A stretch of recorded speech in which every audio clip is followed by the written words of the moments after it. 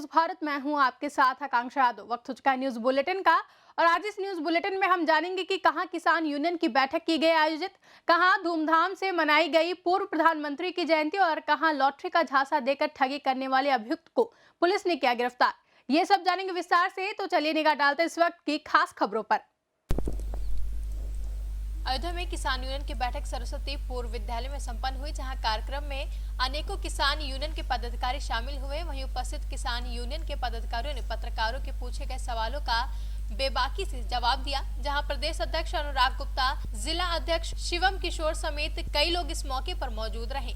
कहना चाहिए कि उन्होंने अपने आप किसान के सभी को बेच दिया, उन्होंने अपना संगठन वापस ले लिया, जिसकी वजह से पूरा प्रदेश में छोड़ दिया उन्होंने। भाई जब किसानों के लिए आप लड़ाई लड़ रहे हैं, किसानों की ही आंदोलन बीच में छोड़ कर अपना पैसा लेकर निकल आए, बीच में घटोली करने लगे तो क्या करोगे आप। तो उन्होंने बहुत समझदार, सभी ने बहुत अच्छा काम किया और उनका पूरी टीम को बहुत बहुत बधाई। और आज उन्होंने भारतीय किसान लोकशक्ति उसके लिए बहुत बहुत धन्यवाद। आप हमारे राष्ट्रीय। अयोध्या से सी न्यूज संवाददाता मित्र सेन यादव की रिपोर्ट।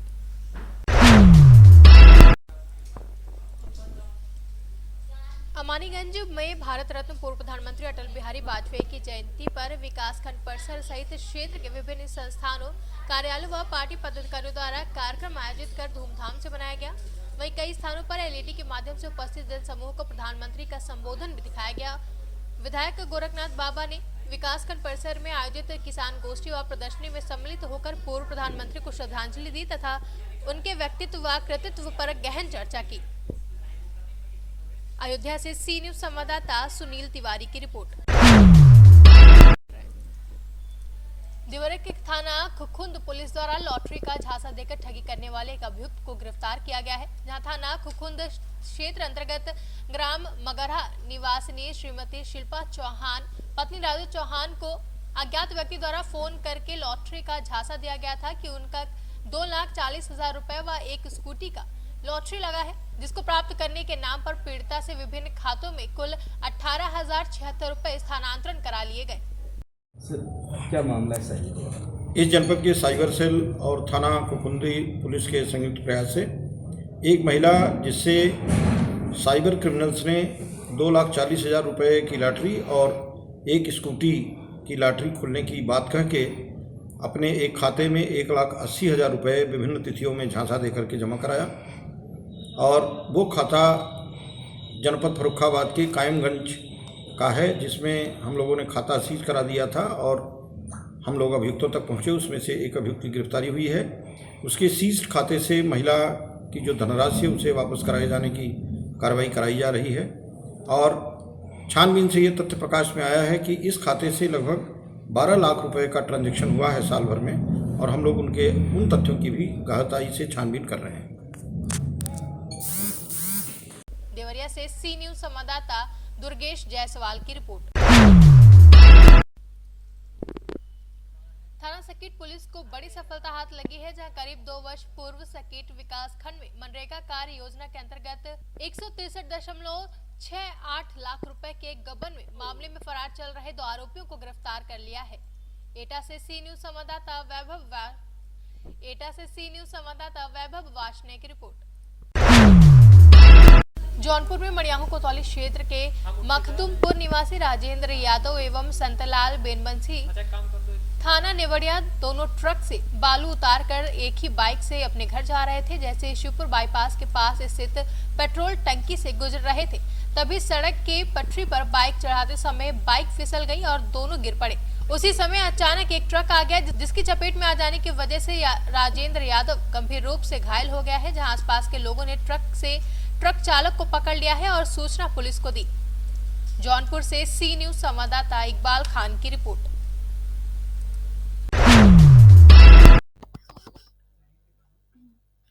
बांदा में हुई एक हृदय विदारक घटना में मां सहित 3 बच्चों की जलकर दर्दनाक मौत हो गई। घटना मारका थाना क्षेत्र के दुबेपुरवा की है, जहां अनुमान लगाया जा रहा है कि अलाव तापने के बाद घर वाले अलाव की आग बुझाना भूल गए और धीरे धीरे आग पूरे घर में फैल गई, जिसकी चपेट में आकर 35 साल की संगीता के साथ साथ उसके 3 बच्चों की मौत हो गई।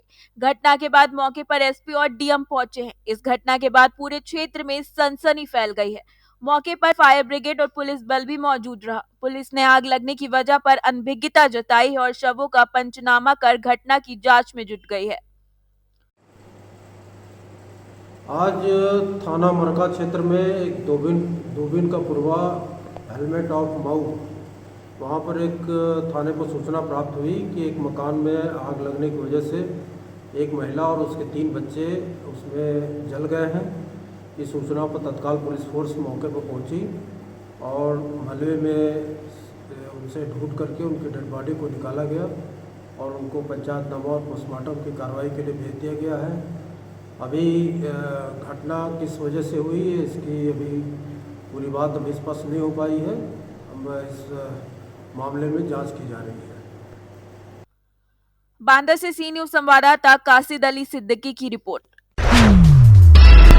चतरा शहर के बीचों बीच स्थित गंदौरी तालाब में डूबने से युवक की मौत हो गई। शहर के नगवा मोहल्ला निवासी नरेश राम सुबह में तालाब में स्नान करने गया था। इसी दौरान वो नहाने के दौरान गहरे पानी में चला गया। आनन फानन में मौके पर मौजूद लोगों ने मामले की सूचना सदर थाना प्रभारी को दी, जिसके बाद स्थानीय मछुआरों के साथ मौके पर पहुंचे थाना प्रभारी ने घंटों मशक्कत के बाद तालाब में डूबे युवक का शव बाहर निकलवाया और पोस्टमार्टम के लिए सदर अस्पताल भिजवा दिया।